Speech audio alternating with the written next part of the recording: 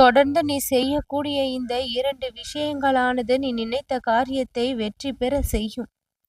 நினைத்த காரியம் நிறைவேற வேண்டும் என்றால் உன்னுடைய மனதில் ஒரு பலம் எப்பொழுதும் இருந்து கொண்டே இருக்க வேண்டும்.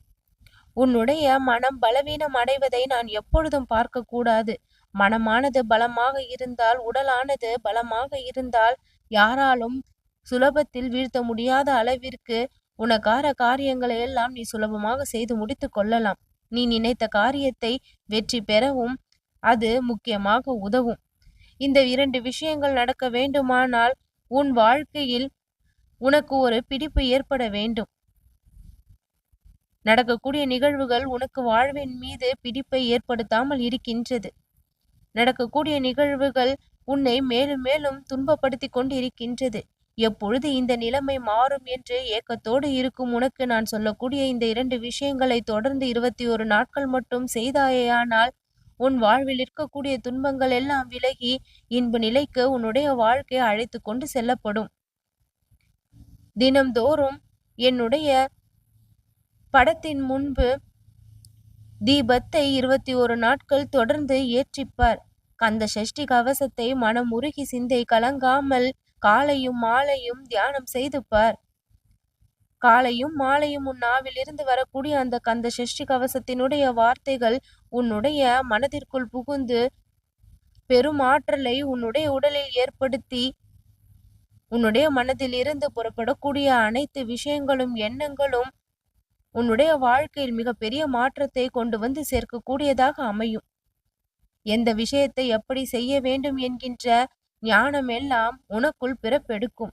உன் பிரச்சனைகளை நீயே தீர்த்து கொள்ளக்கூடிய அளவிற்கு உனக்குள் வலிமை பிறக்கும். நீ நினைத்த காரியங்களை எல்லாம் சுலபமாக நீயே நடத்தி கொள்வதற்கான யுக்தியும் பிறக்கும். எதை எப்படி செய்தால் இந்த பிரச்சனையிலிருந்து வெளிவருவது என்கின்ற விஷயங்கள் எல்லாம் சுலபமாக உன்னுடைய மதியிலிருந்து வெளிப்படும். இது எல்லாம் நடக்குமா என்கின்ற ஆச்சரியம் இருக்கின்றதா? நான் சொன்ன இந்த 2 விஷயங்களை தொடர்ந்து செய்து மட்டும் பார்.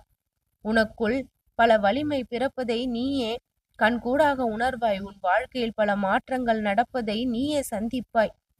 இவ்வளவு நன்மைகள் நடக்க தொடங்கி இருக்கின்றதை எப்படி எனக்குள் இருந்து இந்த வலிமை பிறப்பெடுக்கின்றது? நானா இதையெல்லாம் செய்கின்றேன் என்று உன் செயல்களின் மீது நீயே ஆச்சரியத்தை ஏற்படுத்தக்கூடிய அளவிற்கு உன் செயல் திறமை வலுப்படும். கெட்ட நேரம் என்ற ஒரு நேரம் எப்பொழுதும் வாழ்க்கையில் யாருக்கும் இருப்பதில்லை. நம் செயல்களின் வெளிப்பாடுதான் அந்த கெட்ட நேரமாக உருமாறுகின்றது.